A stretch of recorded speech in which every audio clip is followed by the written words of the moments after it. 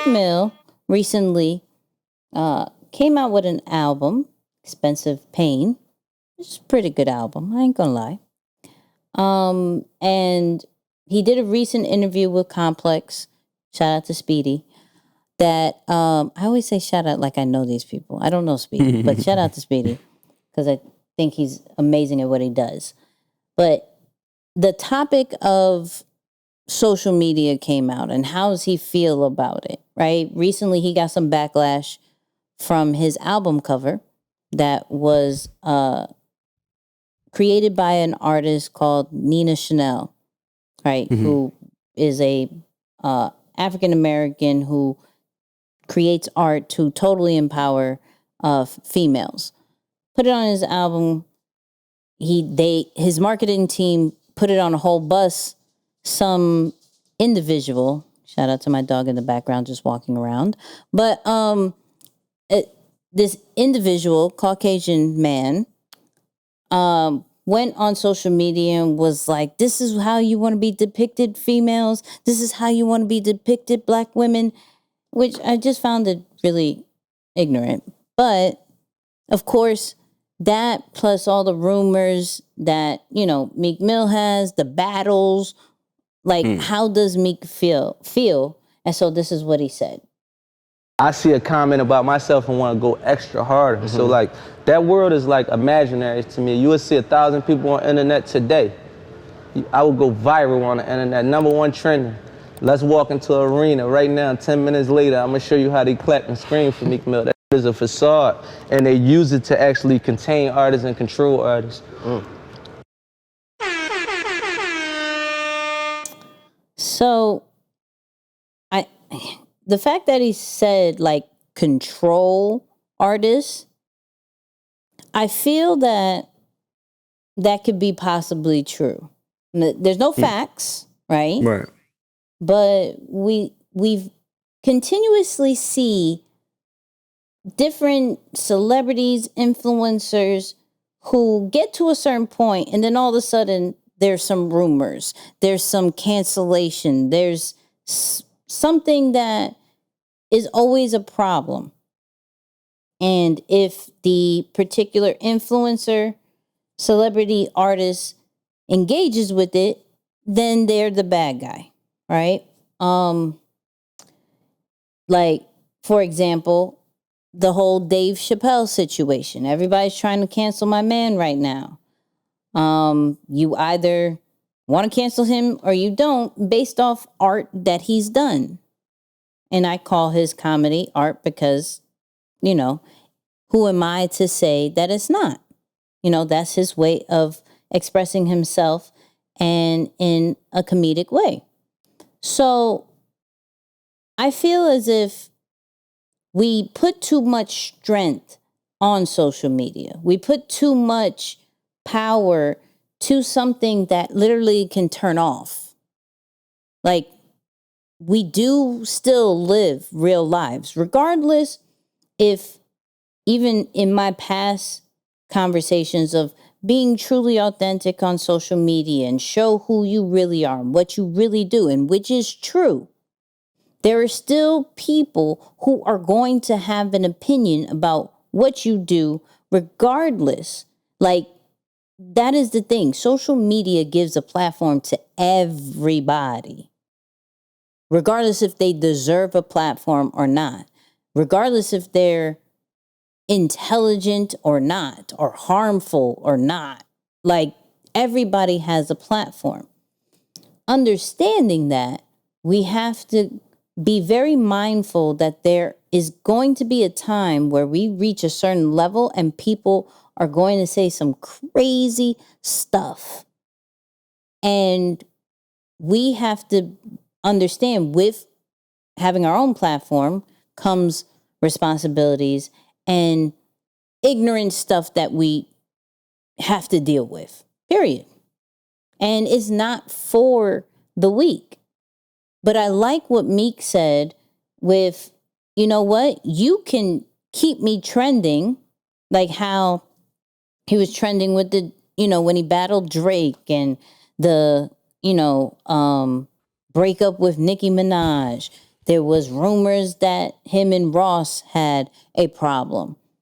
But then go to a show, everybody is still screaming his name and reciting his lyrics. Yeah. Yeah. So are we going to, I'll say this, are we going to have our panties in a bunch for 15 minutes or maybe, you know, depending how big it is, a whole day out of 300 and some days of the year, out of your whole lifespan, because I think he's 34, right? Are we going to trip off of what people who don't honestly know us, who haven't really lived our life, or even in our circle and family members, like they're not that, what they may think, because they don't pay our bills or anything.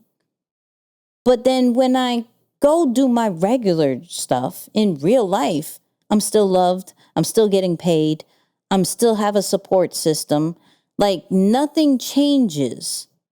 But I can't put my care on what you may think in Wyoming. Mm-hmm. Mm-hmm. And you never met me. You never had a conversation with me. You don't know my true goals, my true situation. You're just going based off of what you saw and you had your own opinion. So, I love how we put the Kyrie and the Meek situation because it's really just media in general of how somebody perceives you.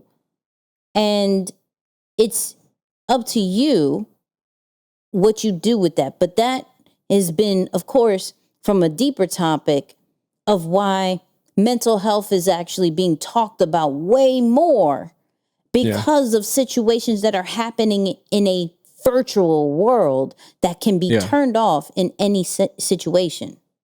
Yeah. I mean, and I think it reminds me of the flight assessment because anytime we're talking on a flight assessment and we start telling people, this is the portion of the report that lets you know how others see you. I kid you not, Nicky, 95% of the time I get a reaction about that part of it. Mm-hmm. So, oh, what do they see? What do they think? Mm-hmm. And I understand, like, we're just almost wired to care what other people think. Yeah. Right? Now, at scale, what is that scale? What other people think at scale is social media. Right? Like you have billions of people sharing their opinions. And if you happen to be someone who's known or popular or has large influence and a large following, you have hundreds of thousands, whatever it is, of people sharing their opinion and their thoughts about you. So yeah, you're right. It can absolutely be mentally draining. It can be very tough just emotionally to handle all of these different thoughts and ideas about who you are and who you're supposed to be and what you can do and what you can't do. And I think it's a great opportunity for us to practice and train ourselves just to, how can we navigate that world? Mm-hmm. So I'm not mad at Meek for saying that's a world that I turn off. And he's really able to create separation between virtual world and real world. Like virtual world is necessary. It's important. I understand the limits of it. But I'm not going to allow it to peek into my real world. Because at the end of the day, as he said, if I go into, an arena, of course, there's going to be all these people showing love. My personal opinion on it, I think it comes down to two things. It comes down to boredom and greed. Mm. It's people who are bored, so they feel like, I'm bored. Let me just kind of bandwagon and share my opinion.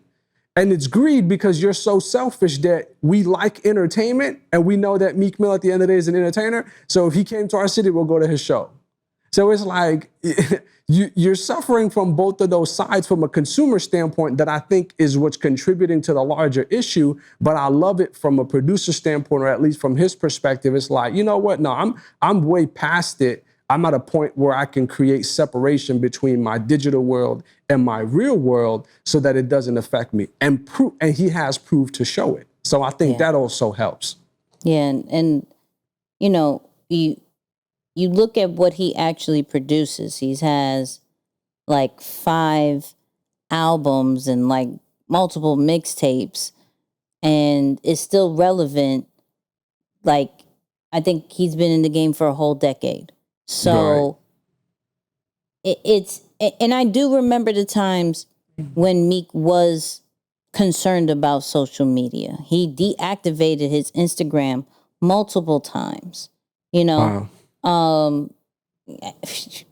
Dealing with Drake and the social media world with the memes, like that was a situation. But as you get mature with your craft and you get mature with this social media game, you understand I can turn this off and then come back in a few days and no one is talking about me. No one. That's real. What's your take on just a quick question? What's your take on some of these new features that allow you to turn off comments, to not show the number of likes? Like what? I'm just curious. What's your take on that whole great. thing? I think it gives people peace of mind, but the problem is we do care about what people say and how many people like us, and so not many people have probably turned that off. Especially since these platforms will actually not promote you as much if you do turn off your comments. So they're trying to say, yo, don't care about what people say. But if we don't know what people say about you, we're not going to promote you. And so social media knows what they're doing. What about from a number standpoint with the likes? Do you think like someone's following can take a hit because I don't think that one. I don't think that could take so much of a hit because social media hasn't put too much value to likes for a while since there were bots before that you could buy likes. And so many of the social medias don't really put too much strength and energy into that. But once again, not a lot of people are turning it off because they want to see how many people like that particular content because we've got so accustomed to it. Social media has created a place where we care about vanity metrics, and it's hard to unplug from that after years of saying, this is important, people like you, you're popular, you're one of the top influencers because you have this amount of engagement and this amount of followers. And like when you step back on it, you're like, yo, this isn't real life. But at some point, if you play the game right, it can be your real life in a positive way. Like people know you in real life, who you are. People feel like they know you in real life. Now that sometimes backfires because you are in control of what you put. And so some people assume they know you. Which if you do the social media platform right, they could be true or they could be false. So I wish people could leverage social media, but don't put too much power to social media. Yeah. Use it to get to the next level, create an amazing community that rock with you for what you do and how dominant you are in your craft. However, don't get it to the point where you are stressing about what people say about you because you still have to deal with that in real life. Yeah. And if you can't deal with it in social media, you probably deal with it worse in real life. Just saying.